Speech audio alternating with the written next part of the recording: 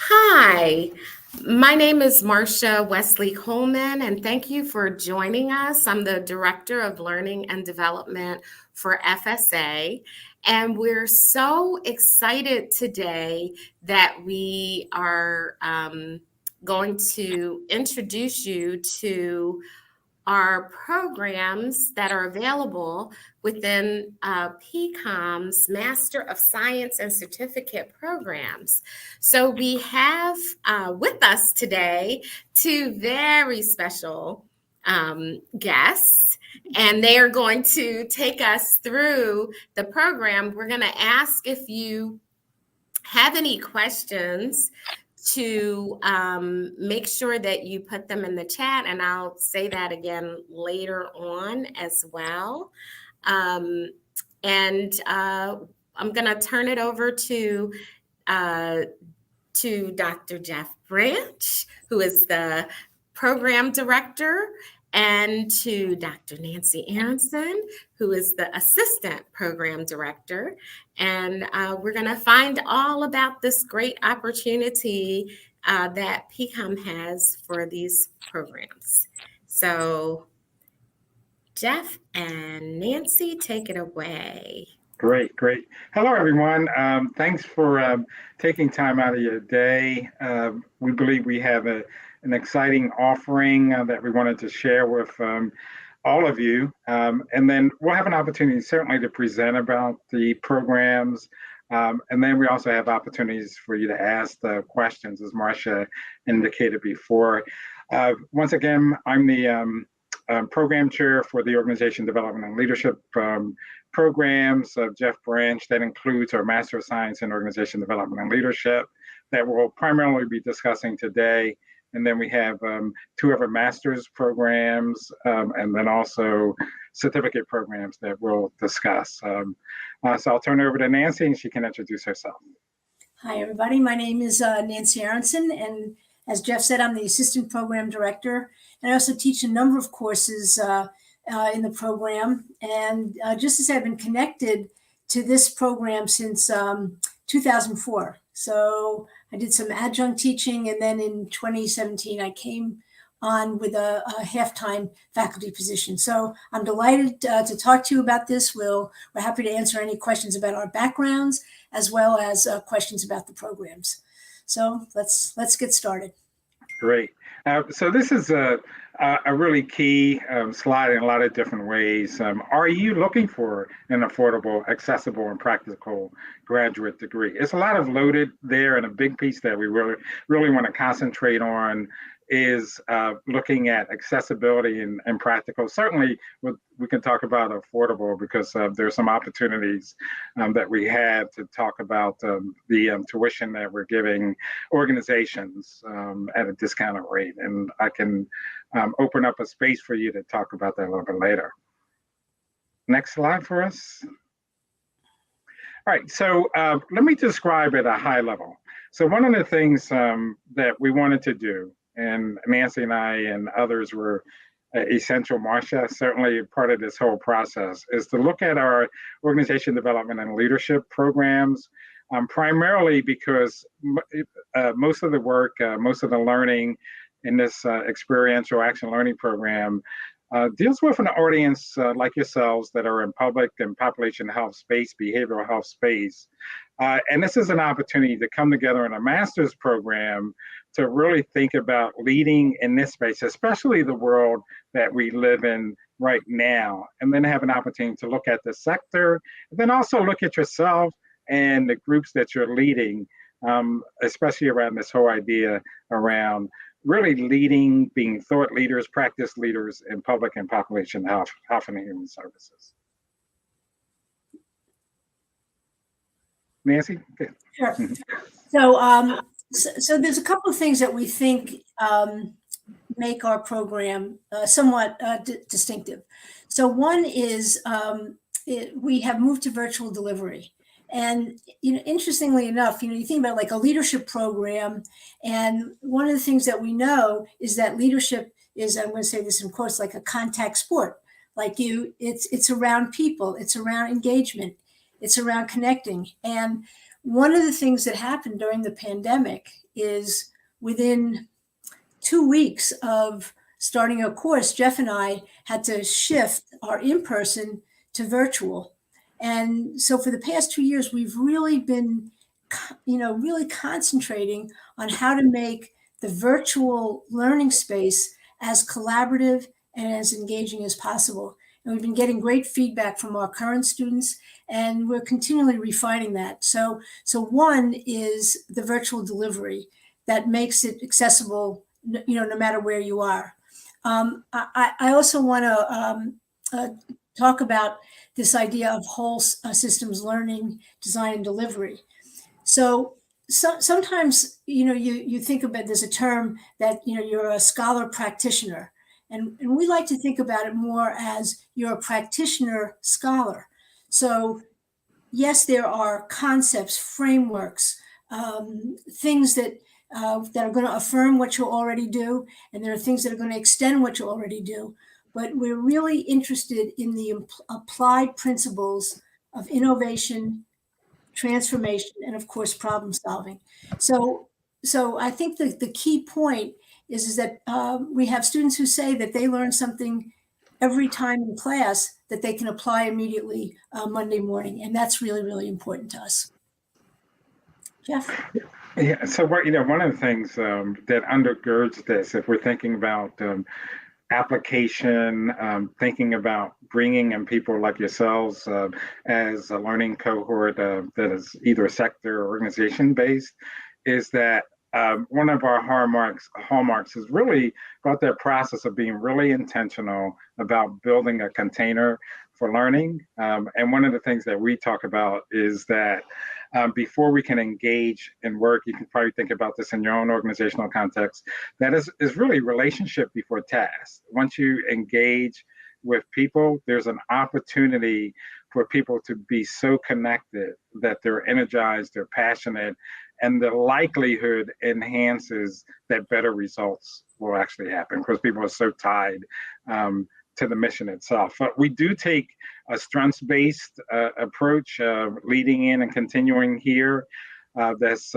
generative and growth-oriented. And that happens at multiple levels, individual level, certainly happens as you're connecting with others, so a group setting, really focusing on that energy that can cascade throughout the organization. And because of the work that you do, the very nature of the work that you do, the likely great impact that it would have with the communities that you're serving. We also describe it as a learner-friendly format.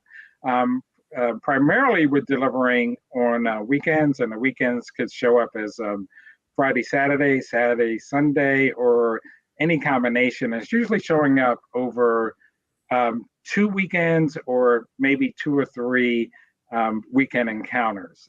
That could be a single day or it could be the full weekend. The biggest thing that we really try to focus on is that you're bringing in your own context, the things that are most important to you as a learner, the things that you're working on at your job, and you have an opportunity to bring that in, certainly around the framework that we have in our syllabi, but you get a chance to write about it. You get a chance to do projects about it and really have a big opportunity to make a better, bigger, and more focused impact in your organizations. You know what? Before we move to, am I echoing here? Before we move to the next slide, just one other thing I want to say about the being adult learner friendly. And Jeff has been saying this about application, where you bring in the projects, you bring in what's meaningful to you. So I just want to emphasize that means that what we're interested in is you applying the information. There aren't tests. There's not memorization. That's not what this is about. It's not research for research's sake. It's action research so that you can have an impact on those things that you want to have an impact on. And I hope that makes sense to you. One of the things is that we can't see you, so I have no idea if there's heads nodding or if people are like glazing over or whatever. But I just want to make that point that, and even for admission, we don't have the Miller analogy tests or any standardized test requirements, because we know that that does not necessarily give us information about what's going to make somebody successful in a graduate program. So again, we're interested in theory to practice, theory to practice, theory to practice. Okay. Great, thank you. So this question usually comes up. How long does it take to finish the program? The majority of people finish the program in 2 years. And just want to reemphasize the whole idea about as an adult learner. We recognize that even if the majority of people finish in 2 years, that some people might have a desire to go slower. Some people might even have a desire to go faster. So we had the opportunity to work with you, partner with you, in particular, Nancy and myself, where we have an opportunity to show up as your advisors or your coaches throughout this program. The classes, once again, are primarily on the weekends. In some cases, the courses are delivered in a blended weeknight and weekend delivery.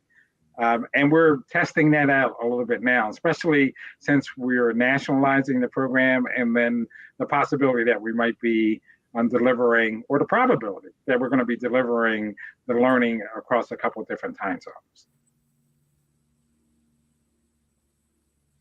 So who's the ideal participant? I'm imagining that it's really you, if we're thinking about it now. If you're on this session right now, something is prompting you to think about this as an opportunity going forward. Perhaps you're saying, you know what, I invested in my time with my kids, now it's my time. So we want to open up this space for you, for your time. You have the opportunity to learn about leadership and innovation, especially if we think about what we've been going through over the last 2 years, where the pandemic really forced us to think differently. How we deliver services. So a lot of innovation actually happened. Another thing that we hear from our students is that they're really way more confident than they were. And a lot of the confidence is their ability to communicate more effectively and to build relationships with others, to really talk about the mission of the organization and then how the personal mission aligns with the organization mission, to really galvanize a lot of energy. And this third bullet is really critical. We believe strongly, and we have evidence, and this is what we're hearing echoing from our graduates, our current students, how to learn to lead from anywhere in the organization. So we talk about the whole idea of how do you introduce an idea, how do you actually move it through the system or on a continuum and get support for that particular idea to initiate change. Nancy, you want to talk about the last two? So one of the things that strikes me is that, am I echoing or something? One of the things that really strikes me when we talk to our current students is that they learn as much from each other as they learn from the instructors, from the professors.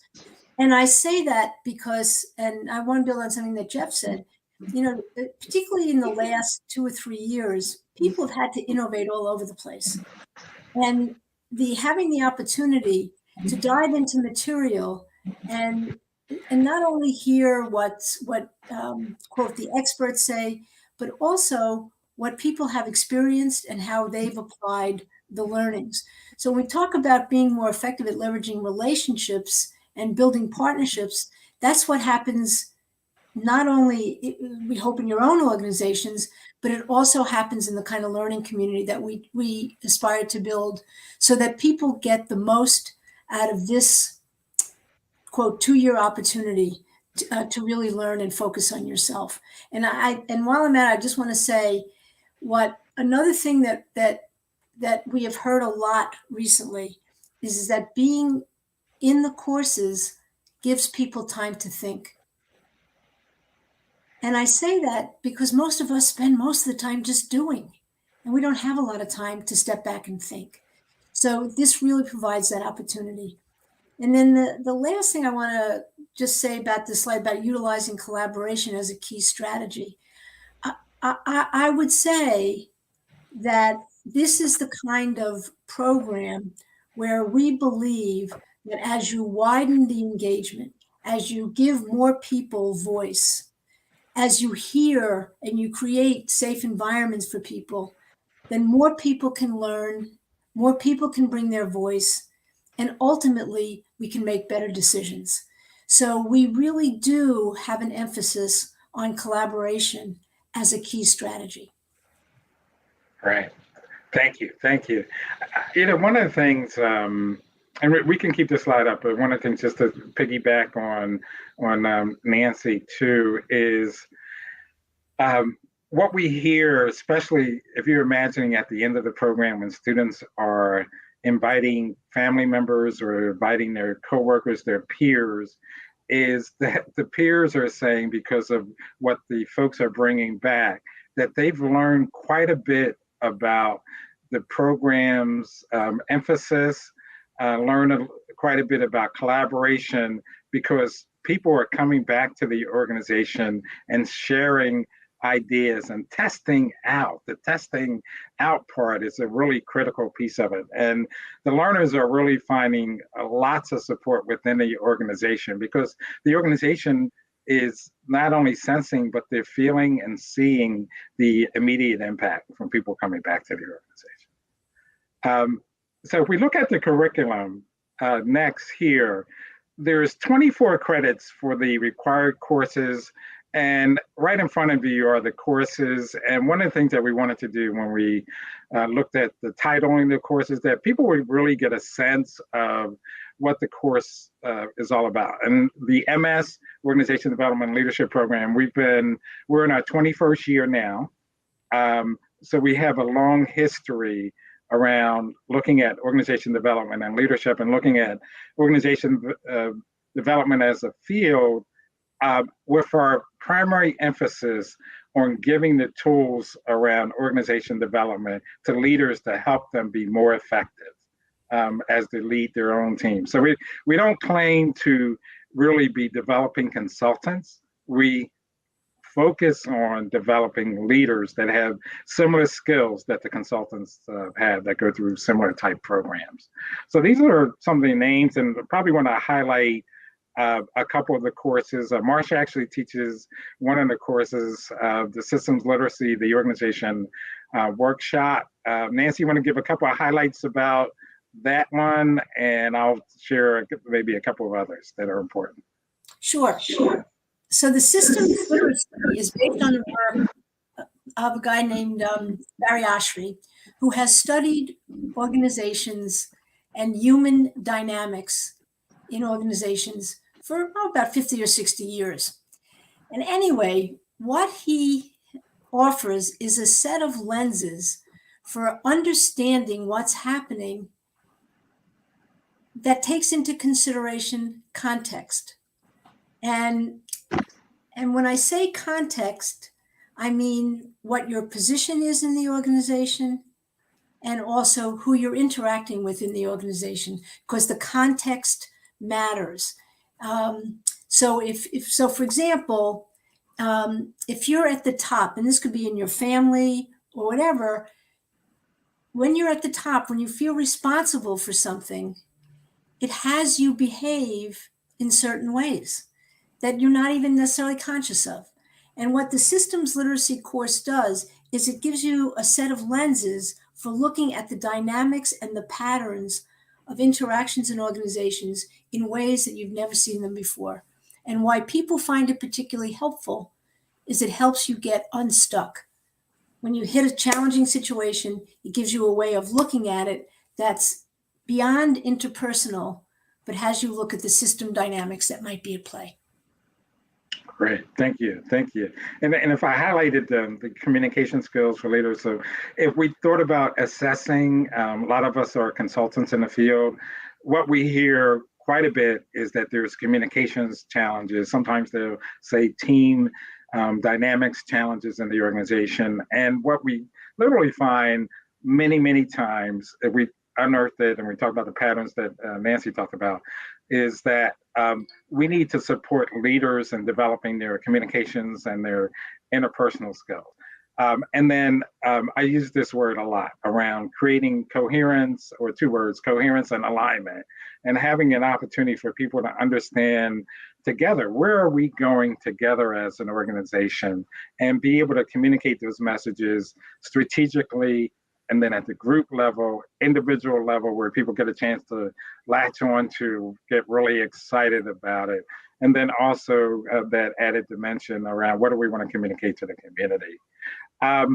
We also have a really exciting, of course, I think all of them, and I know I'm biased, but all of them are really exciting experiences. But I want to also talk about, especially the world that we live in now, the Diversity, Equity, and Inclusion Leadership Lab, where we have an opportunity in not just a safe space, but a brave space for people to explore and learn together the whole idea around how do we engage with others more effectively? How do we be in the spirit of learning and also having an opportunity to lean into our curiosity? So we spend a lot of time building a brave container where people can share their stories, with the hope that we can move towards creating an even more positive world together, or at least the circles of influence that we're involved in. So we call it co-creating brave spaces. A lot of times people really want to learn different strategies. All right, I want to make a difference in my organization. I want to talk about internally. I want to think about the people we're serving. So we talk about, all right, these are the strategies where you can intervene more effectively, or you can think about how I can be more effective as an organization around diversity, equity, and inclusion. Nancy, maybe the Adaptive Leaders Toolkit. Yeah, Jeff, I'm thinking that one of the things that we might want to say is, and as I'm listening to you, I'm thinking that underlying all of our courses is engagement, partnership, and I'm going to use the word again, creating containers, or environments where people work together to have a greater impact than they can have by themselves. You think that that's fair to say? Yes, I think it's right on target. That's right on target. And if I think about the Adaptive Leaders Toolkit, like the one thing we can be sure of is things are going to keep changing. So what can I do as a leader for myself, but also for others, to create the kind of environments that that Jeff was describing, that are safe, where again people can bring their voice, but also containers of possibility, of innovation, of how might we? Because one of the things, and again I think about this, there's always a place for problem solving in organizations.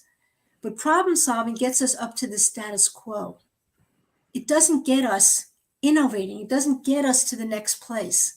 So what we're interested in is not only good problem solving, but we're also interested in how do you mobilize and align others, whether it's a partner, a team, or a system, to take action together towards a future they want to create.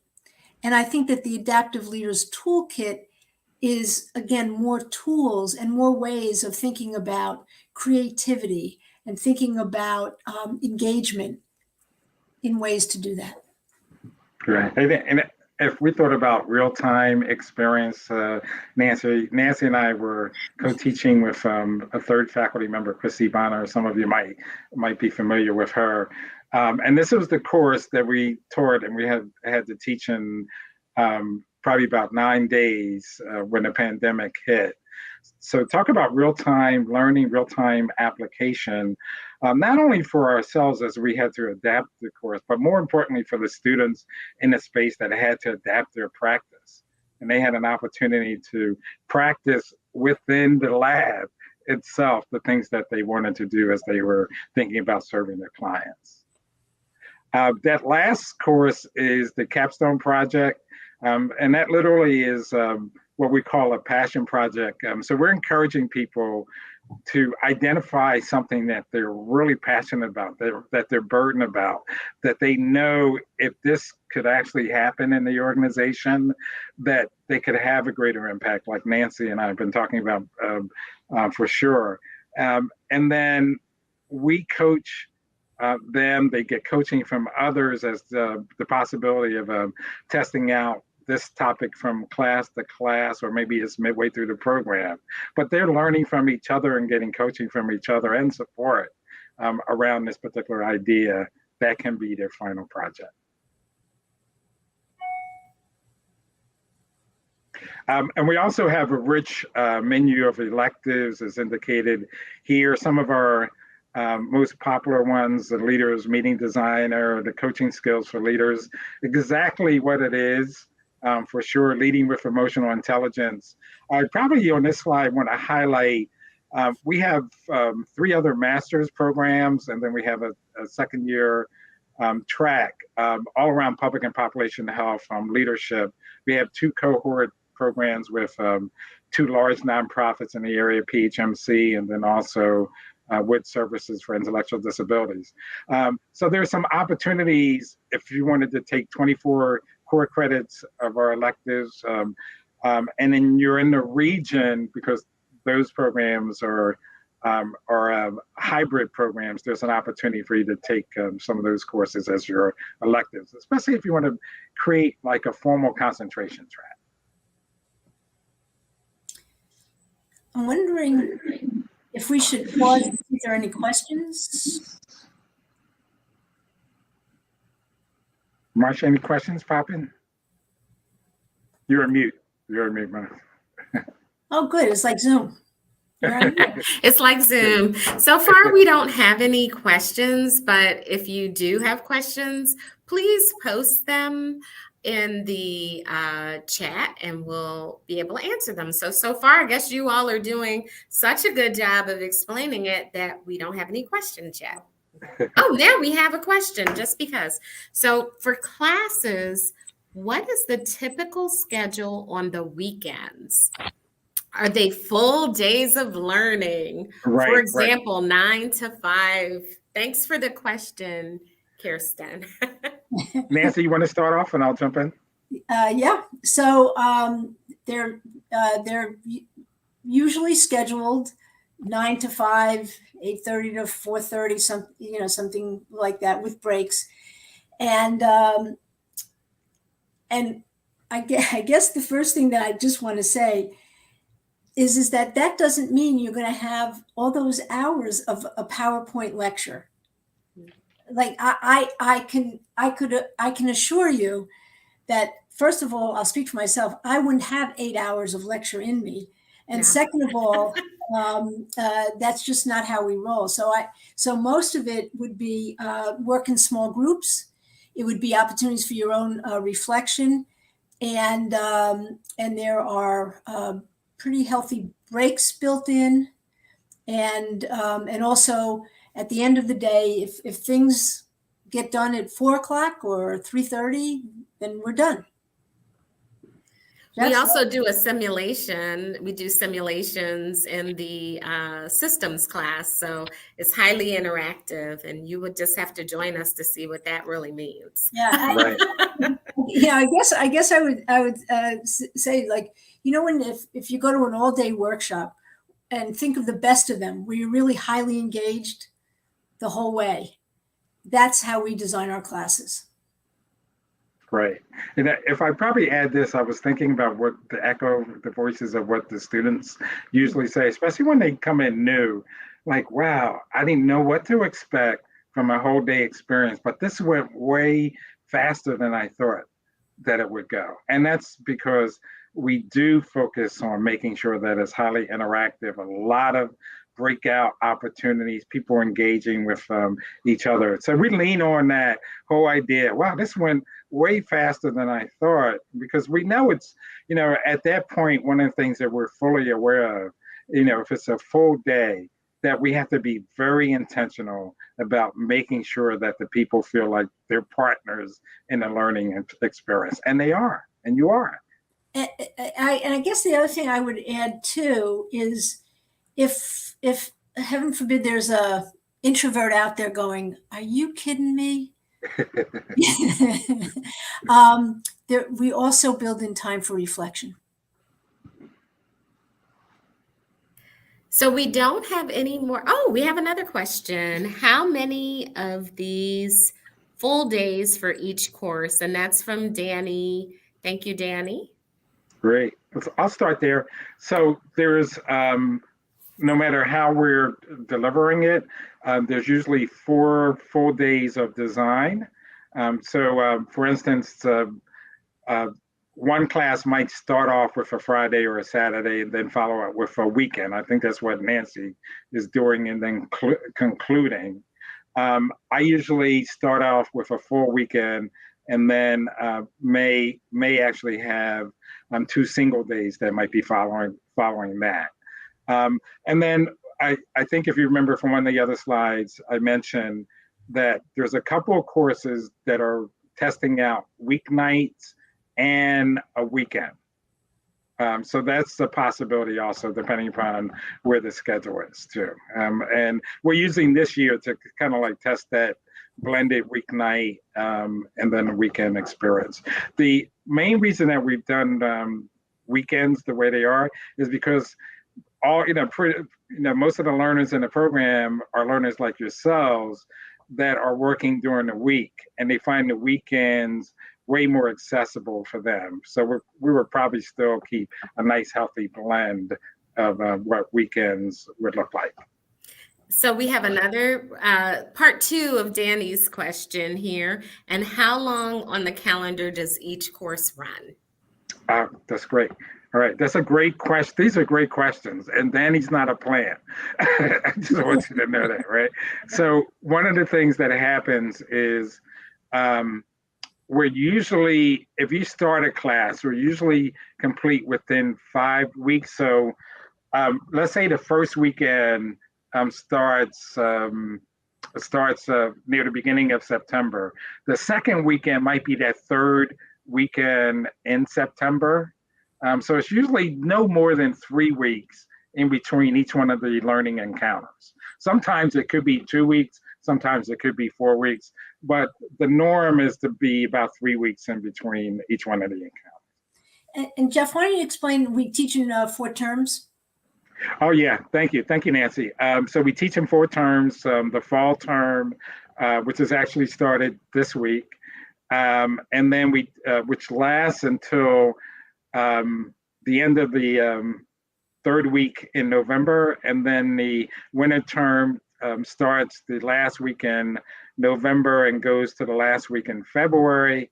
Then we have a spring term that starts the first weekend in March that goes to the end of May, and then we have a summer term that starts the beginning of June to the middle of August. That's the and we're one of the programs, not all the programs, but we're one of the programs that we teach all 4 terms. And that's another great question or a point is that what we try to do. We have rolling admissions. So Brianna may talk about that a little bit later.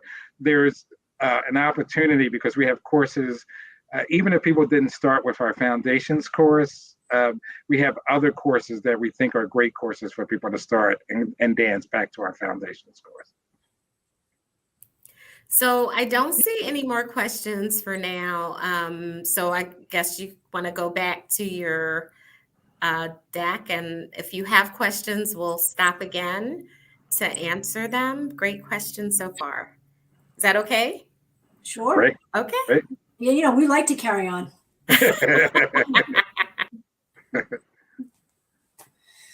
We also believe in a lot of fun. So this is an example of public and population health leadership electives. What I mentioned, we certainly have the core ODL courses, but this is an example. If there are people like yourselves here that are interested in having a formal concentration in public and population health leadership, and these are the courses that could be available to you. And it's been a great opportunity for us to infuse these in the ODL program because of our partnerships with PHMC and Wood Services, where we had an opportunity to co-create a curriculum that had not only our ODL courses, but also had courses that were really relevant to the sector. You know, Jeff, too, as we're going through this, I'm thinking that at some point, if people have interest and they want to talk to students, like there are or graduates, there are people in from FSA and affiliates that have gone through the program, so you could also talk to them. You know, so to find, you know, this is what we say, like, wow, what do they say? So right. And then we always have students that make themselves available because they want to share what the impact have been for them. So if you do, just to echo what Nancy just said, if you do have some questions, you can certainly reach out to us, but we feel like it's just as important, like Nancy expressed, that you have an opportunity to hear from a real-time student or alum. maybe this would be a good time to bring Brianna up too. Ah, wow. It's like you came out of a brick wall there. See, that's the joking that Nancy was talking about. They are such a fun bunch, and you would be lucky to join all of us in the classroom. So in regards to the application process, it is an online application, and so it's closed currently just because we're preparing for the next cycle. So the application will open again on September 6th, but that URL that you see listed there is how you would access the application. And then also if you just went to PCOM's website, you could access it through there as well. But just so you know, if you were trying to start an application today, you wouldn't be able to. Our requirements are 1 letter of recommendation, a resume, autobiographical statement, and official transcripts from every institution attended. The transcripts are usually the thing that trips up a lot of folks because we do require all transcripts. So even if you took a course at a community college and you transferred it to your degree granting institution, even though that transfer credit is listed on the other transcript, we still need the original transcript from the community college. So that's one of the things that sometimes takes applicants a little bit of time to do, is just get all of those transcripts if they do have multiple. But we will accept them electronically through either the National Student Clearinghouse or Parchment Services. And if your institution only does paper copies, then they can mail it directly to us. All of this information is on our website, but everything's listed here as well. And we do ask on the application that if you have an alternate last name or alternate first name, that you do include that. For folks who've changed their names for whatever reason, maybe the transcript has a prior last name on it. So as long as you list any prior names on your application, we know to look for transcripts with those prior last names. Sometimes that is another thing that holds people up in the process. But I did hear Jeff mention about having the ability to admit students on multiple terms. So we are, I think, the only program that does admit every term. So as they were mentioning, that would be the fall, winter, spring, summer. So we do have the ability to bring folks in at any point. And even if you start an application for one term, realize that I don't know if this is going to work. Maybe, I thought I could do winter, but maybe spring is better for me. We have the ability to change that as well. So you don't have to start a new application. You just have to let us know what your plans are. Thank you, Brianna. Of course.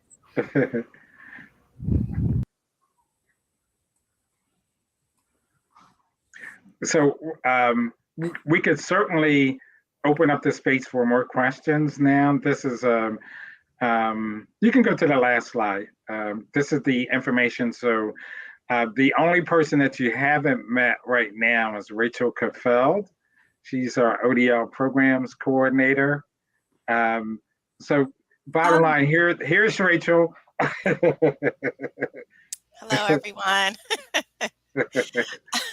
So I guess Jeff said everything, but I'm the ODL programs manager, and yeah, I'm here to answer any questions that you have going forward. We all work as a team, so anytime you reach out to any one of us may respond or be able to assist you. So look forward to seeing you folks apply.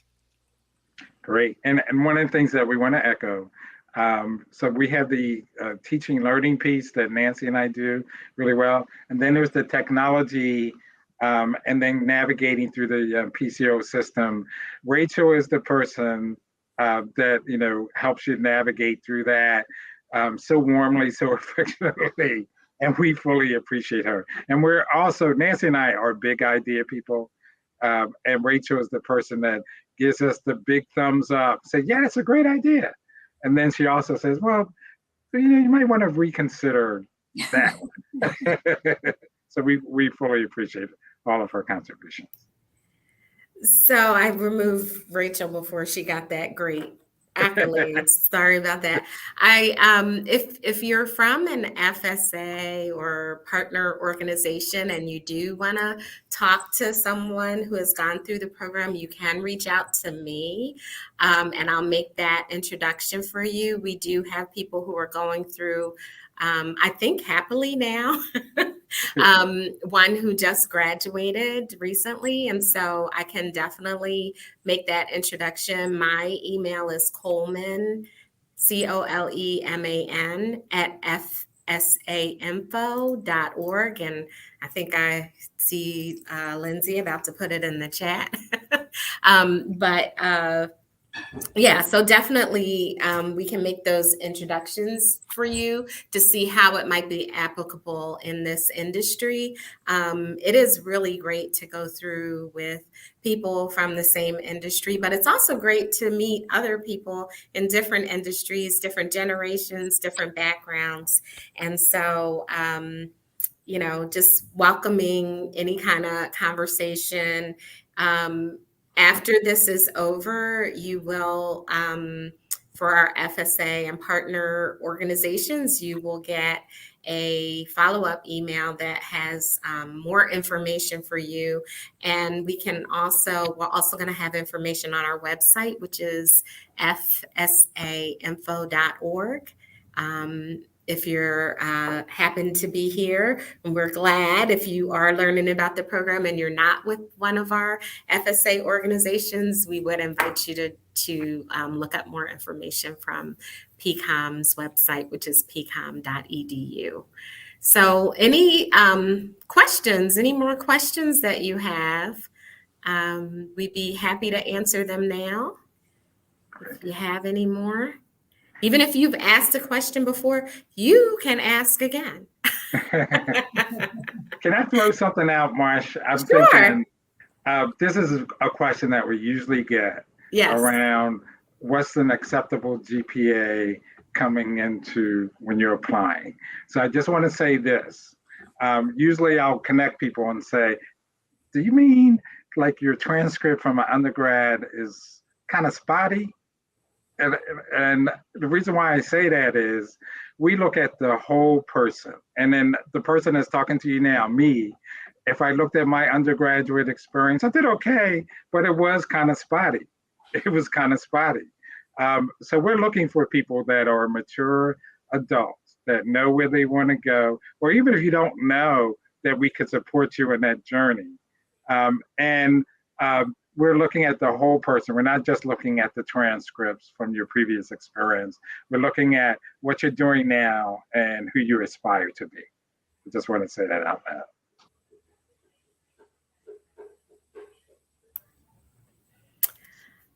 Okay, well, we're not gonna stay on longer than necessary. If you have more, any more questions, you can see the information up there, or contact us at FSA. And we just really love to thank Jeff and Nancy for bringing us this information and being in the forefront of technology. Thank you. with doing that. We really thank you, though, and appreciate you. And this will be available if you want to share it with other people or look at it again yourself. So thank you for joining Thank you, us. everybody. Thank you. Thank you.